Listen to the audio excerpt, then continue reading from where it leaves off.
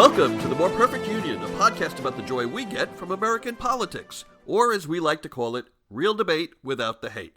Hi, I'm Kevin Kelton. I'm a TV writer, a political activist, and a lifetime Democrat living in Los Angeles, California.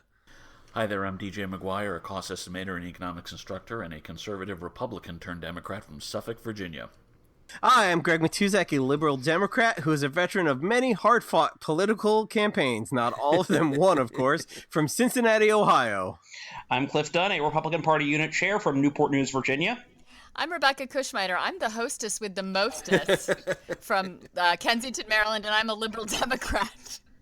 So this week there was a lot in the news. Everybody knows, of course, that Trump got into a Twitter war with some people at MSNBC. We are not going to waste a lot of time on that because we think, frankly, it's a diversion from what's important in the world, so you can get your information about that elsewhere. We want to talk about what's really pressing in this world, and that is healthcare. What's happening with the GOP healthcare plan?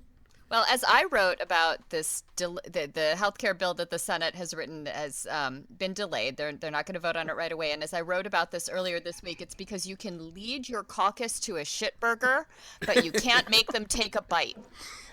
Do you think it had anything to do with the fact that they didn't let anybody see it? They didn't take any input. They didn't have any open discussion with it. In fact, it was literally written behind closed doors. I think it had everything to do with that. Well, I know. That was actually what I was hoping you would say. I am here for you, Greg. You Thanks, feed me the lines and I will give you the responses. There's behind closed doors, and then there's behind closed doors hidden from people who are usually in there behind closed doors. And that's where I think they got into trouble. Right. It was literally the room where it happens. Right. And people who are in the room where it happens couldn't even find. Did you guys see the video of Cory Booker and who are the other two senators? Rand Paul was looking for it. And They were it was a joke. They went to CEO and we're asking for a copy of it. Like, hey, have you guys, seen this? Can we see this? My take on it is that they got greedy. What this is really about, this isn't about healthcare at all. It has never been about healthcare. It's about two things. One, fulfilling the promise of repealing Obamacare, and two, tax cuts for the rich. They need to cut the Obamacare taxes so that they can write a tax reform bill that gives gobs and gobs of money to the top 5% in this country. This never had anything to do with health care. It was all about doing away with those taxes so that the baseline that they use as a revenue-generating baseline for the country is $1 trillion lower. They need that to be that much lower when they start writing the tax plan.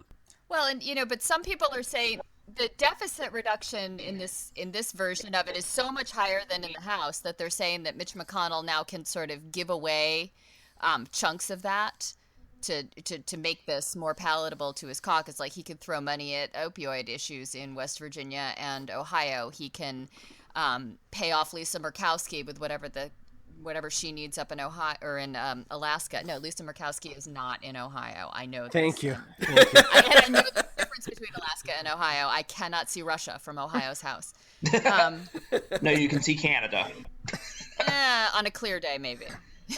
What I was going to say was if healthcare really was important to Republicans on this, there would have been hearings. You would have heard folks whose health plan got wiped out by the Patently Deficient and Unaffordably Careless Act. You would have heard people who said, my new plan doesn't have my doctor on it. They would have been rolled up in front of committee hearings day after day, week after week, month after month.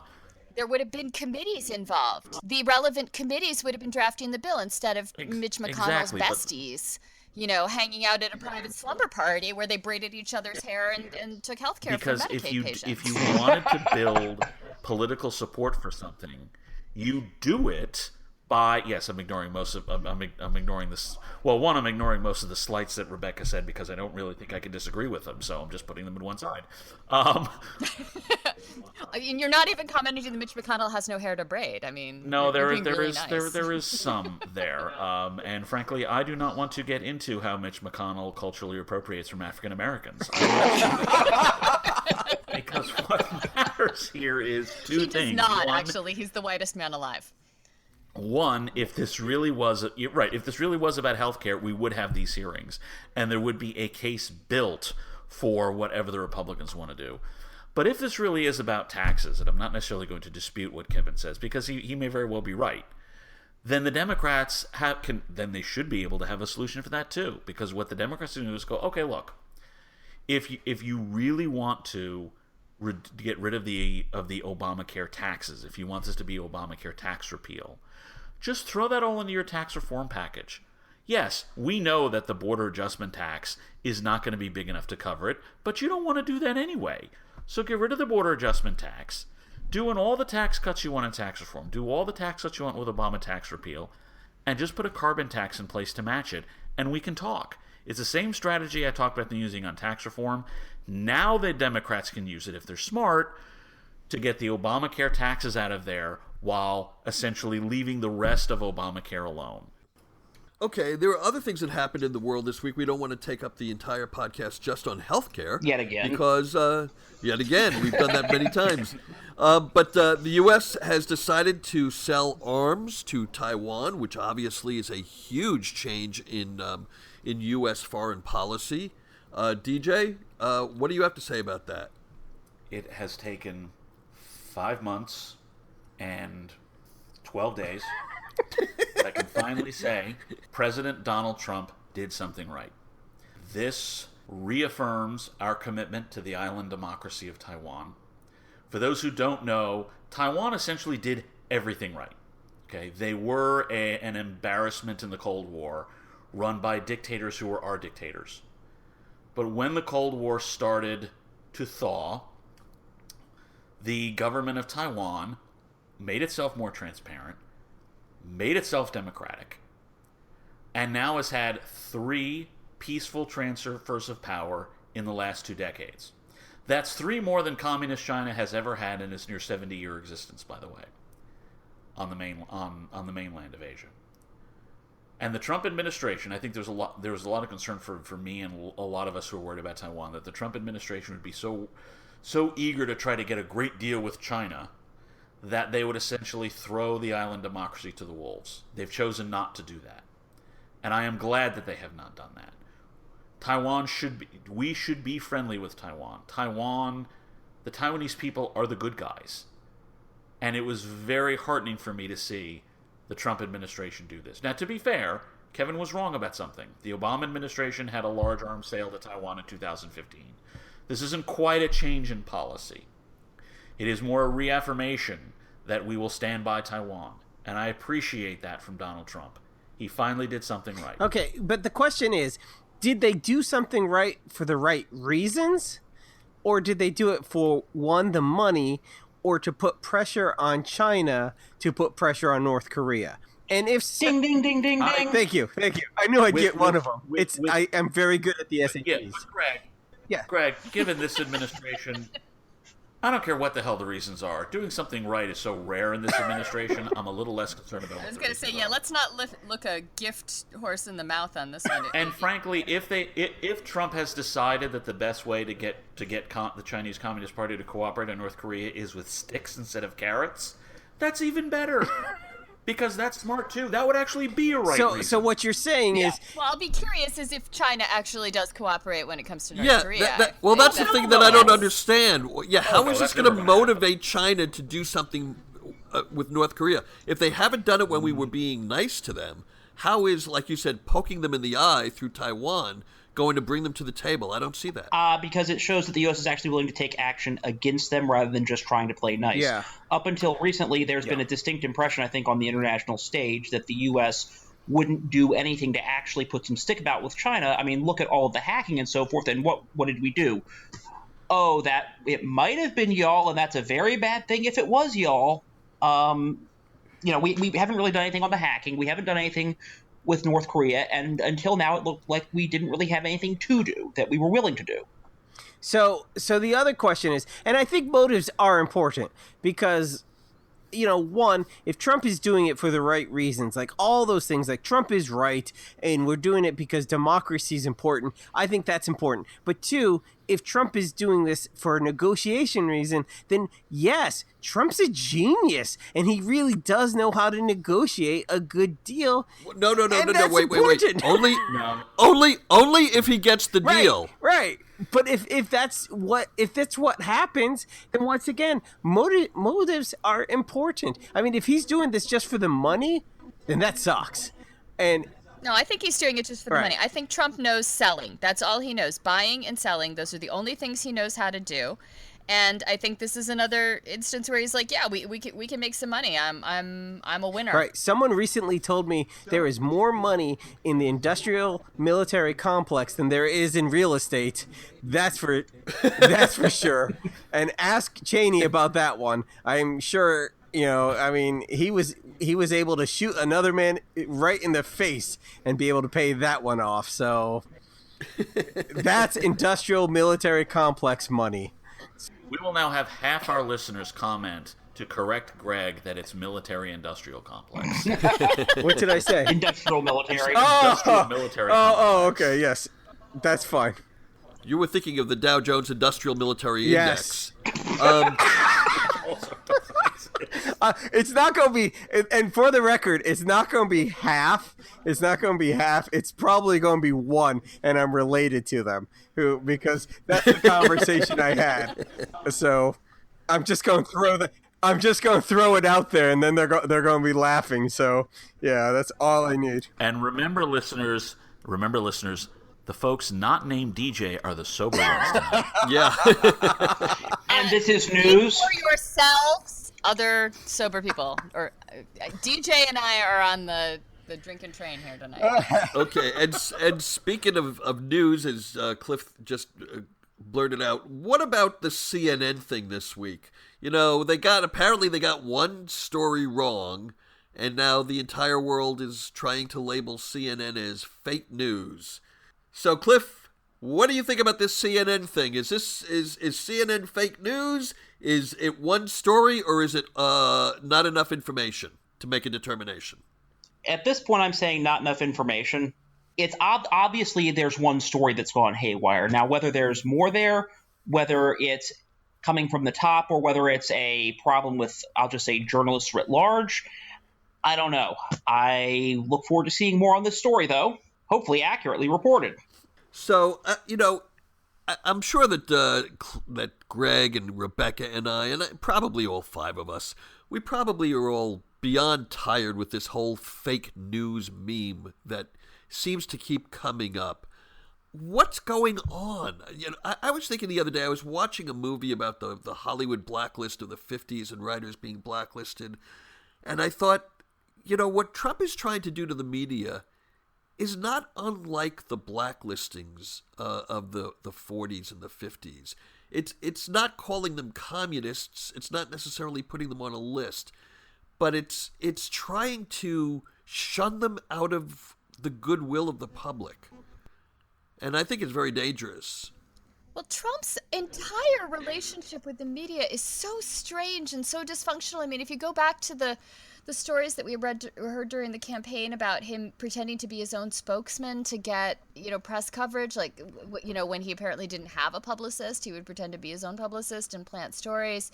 And, and now this very weird situation with him and the Morning Joe hosts and allegedly Jared Kushner threatening them with, exposure through the National Enquirer and the press briefings no longer so being weird. Right, the press briefings not being filmed, and Sarah Huckabee Sanders standing up and saying, no, you guys are all liars, and a guy from Playboy of all outlets standing up and saying, excuse me, what why would we lie? You are the ones with the incentive to lie. All of us are replaceable. If we get caught lying, we get fired. You guys don't. And so it's this very strange, dysfunctional dynamic right now. But unfortunately, and I think we've all seen this especially in online discussions, people who 100% have bought the argument that the media is out to get Donald Trump, that this is a witch hunt, that all the news is fake, and the only person who's telling the truth is apparently Sarah Huckabee Sanders. I'm not even sure they believe Donald anymore. It has to come from Mike Huckabee's daughter to be true. I would actually, the parallel that I found more apropos for this, if you will, was actually Nixon and the Washington Post after they had that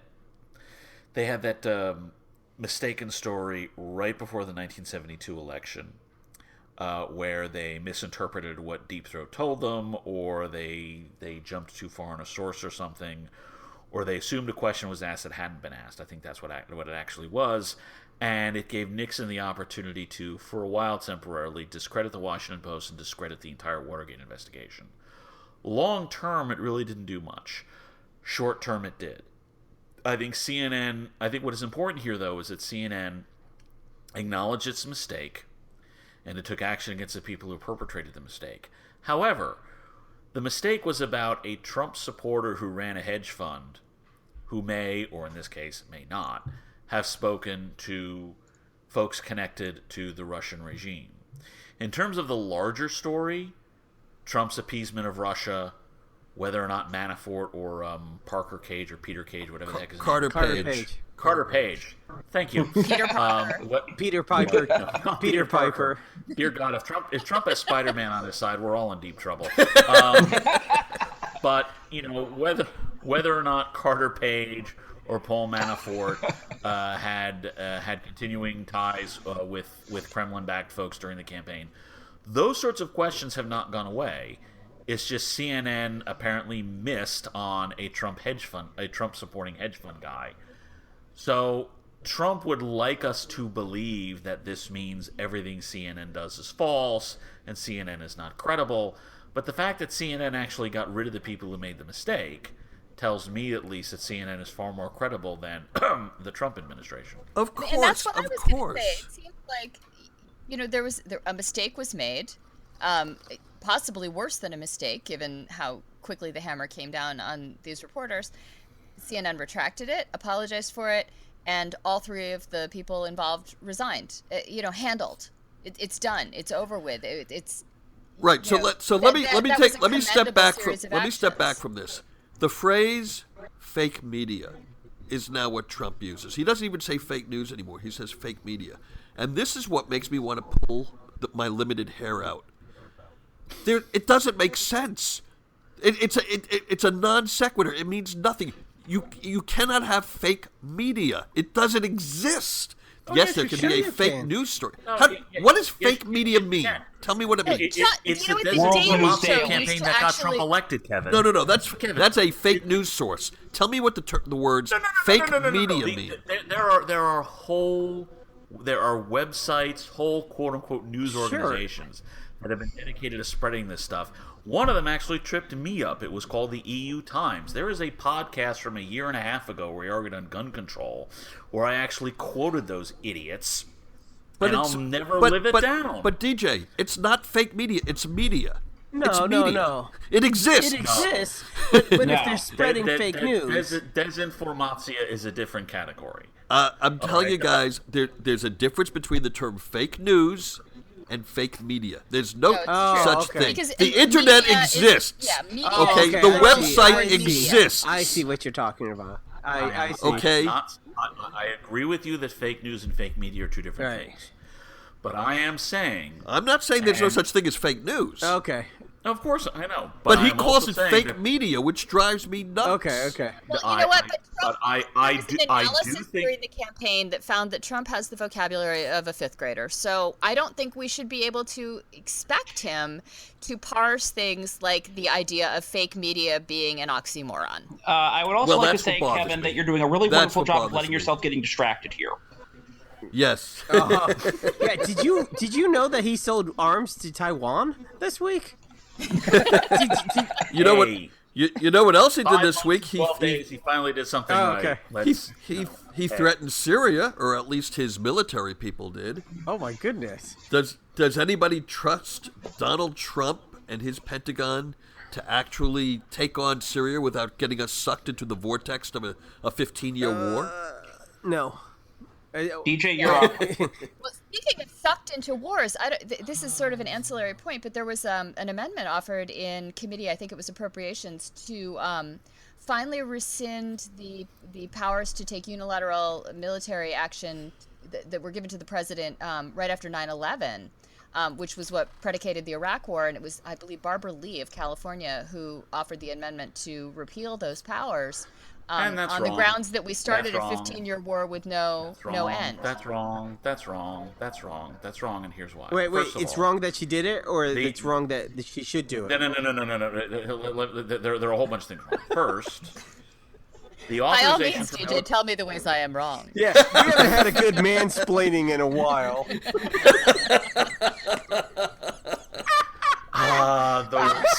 Where does a mansplainer get a drink? From a well, actually. And then I told her, I says... Hey, you know what? Kevin, Greg, and Cliff, let the drunk podcasters fight.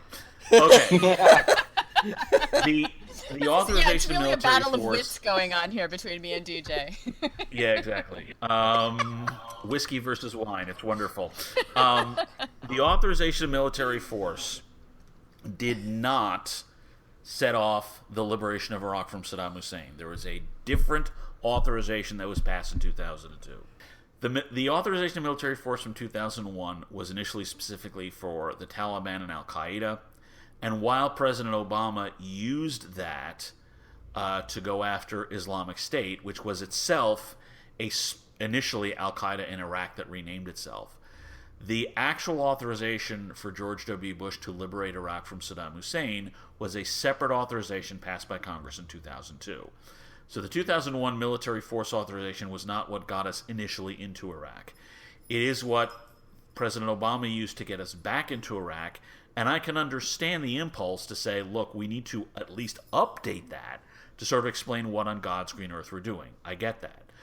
But the fact of the matter is, in terms of sucking us into a war, this is a war that we have been involved in against the Taliban, against Al-Qaeda in its various forms, including Islamic State, which was Al-Qaeda, since 2001. And the reason it has lasted so long is because, frankly, we refuse to do what is necessary to actually win it. Now, I know I am one of the very few people on the planet, and the only person in this podcast, who thinks we need a military presence in Syria, not just to remove Daesh from eastern Syria, but also to show western Syria that, yes, there can be a Syria without Bashar Assad. I understand that I am looking for greater intervention in Syria than just about any other person in the United States of America. I understand that. That doesn't change the fact that I'm right and all of you are wrong. The fact of the matter is, if we want to drain the swamp, and the original drain the swamp term was about the Middle East, not about lobbyists in Washington. Yeah, it was what Saddam did in southern Iraq to the Marsh Arabs. Yeah, I said there we go. I'm not sure any of us understand them. Yeah. But the fact of the matter is, okay, first of all, when it comes to Iraq, we have to remember that Daesh, or Al-Qaeda in Iraq, is essentially Saddam Hussein's regime recast as a bunch of Wahhabist radicals. So the idea that it would be better to leave those people in charge of all of Iraq than instead of the peace that they have now, I find utterly laughable. Secondly, a lot of this, frankly, is due to the notion that Americans... I get the fact that Americans don't necessarily like intervening in the rest of the world. But the last time Americans chose not to intervene in the rest of the world was in the 1930s, when we decided we didn't want to get involved in Europe and we got sucked into it anyway. Or even going back to 1798, when we chose, we don't really want to go to war with France, and we set ourselves on a course of events that sent us to war with Great Britain anyway. Okay? We are part of the world around us. We have a vested interest in making sure the people of the world have a choice in their own leaders. Because when they don't have a choice in their own leaders, the tyrants who do lead those unfortunate countries tend to see us as a threat, whether we want them to see it or not. Okay, as friendly as we were to Saddam Hussein in the 1980s, he still saw us as a threat in the 1990s.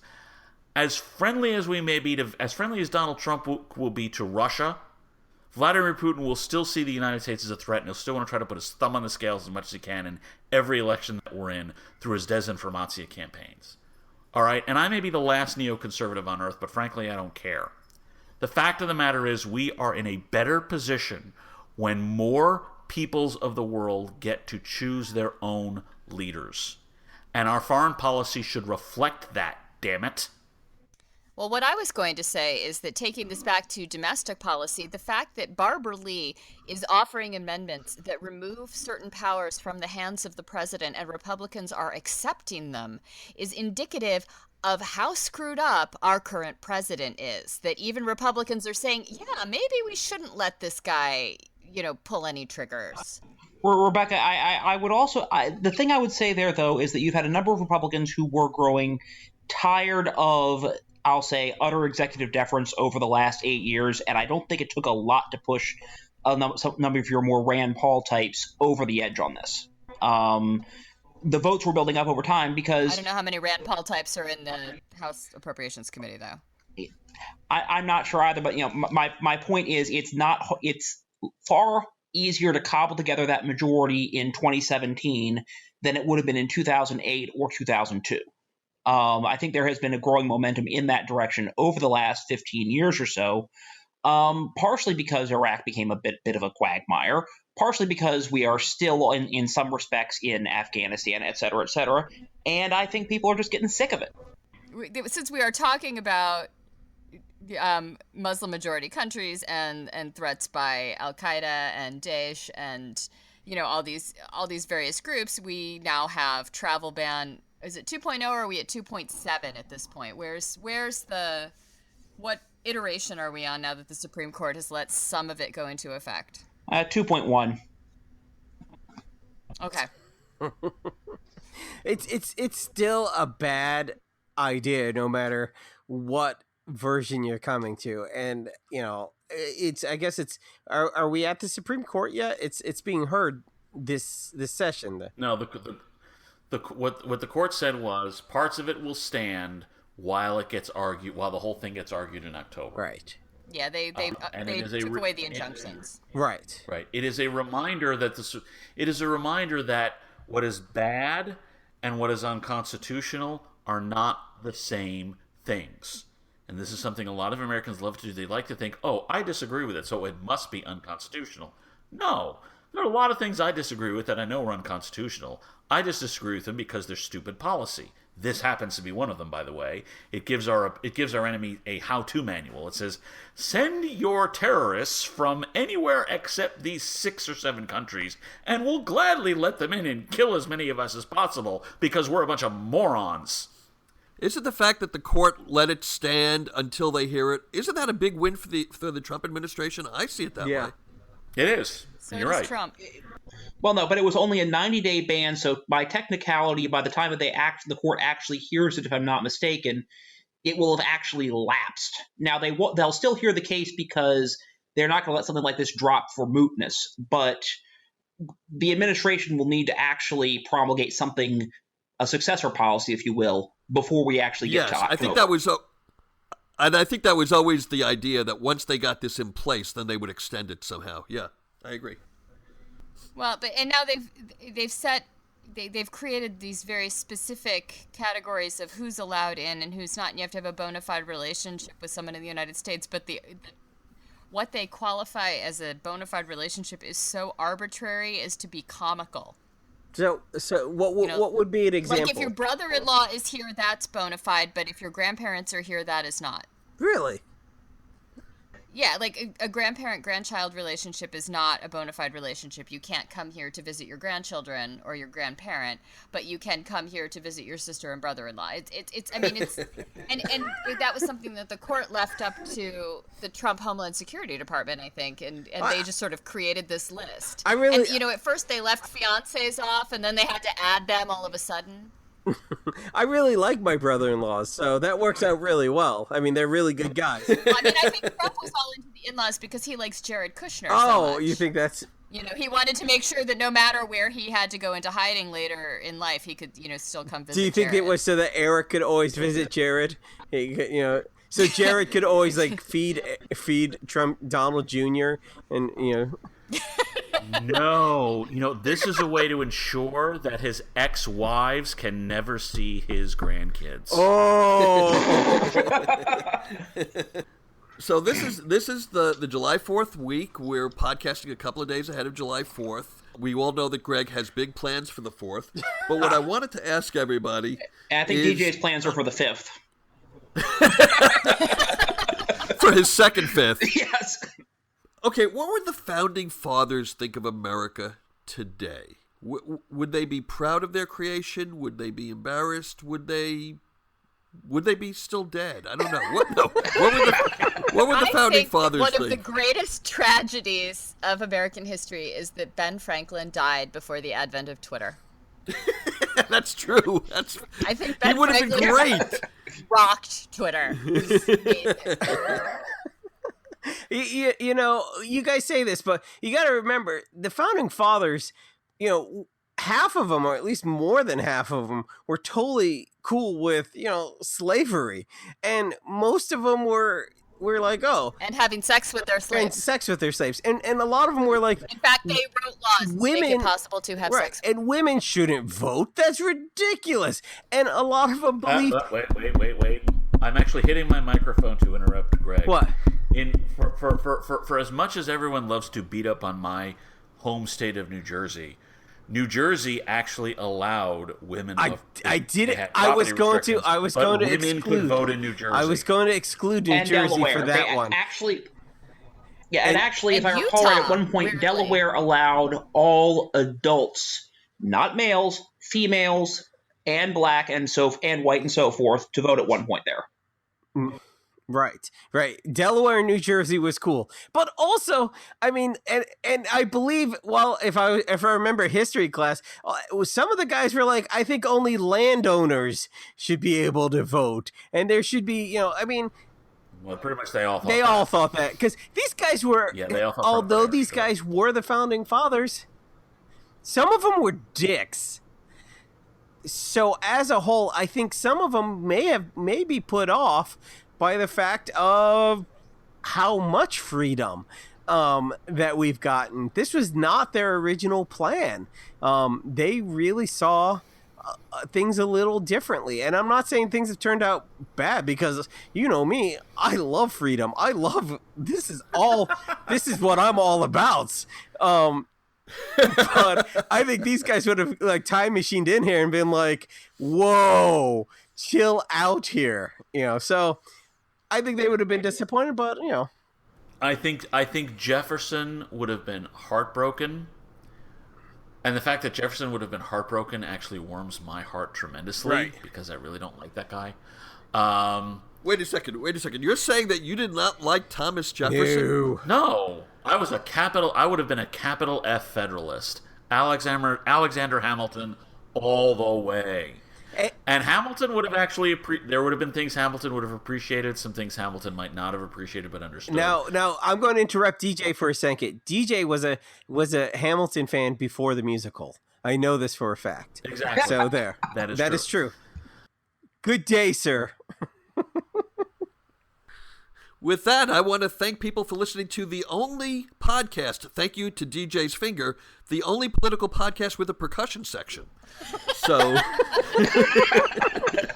So it's been great. Please follow us on Twitter at MPU Podcast and on Facebook at facebook.com/More Perfect Union Podcast, and share our link on your Facebook timeline so your friends can discover us as well. And if you'd like to debate with us between the podcasts, you can join us in our political debate group Open Fire on Facebook. We're all there. We'd love to see you there too. Any last words, gang? Yeah, I want to know, why doesn't Trump have a dog? He's the first president in 130 years who doesn't have a dog. I don't trust the man. Because Obama had one. Well. I think because a dog would have better hair than him. Oh.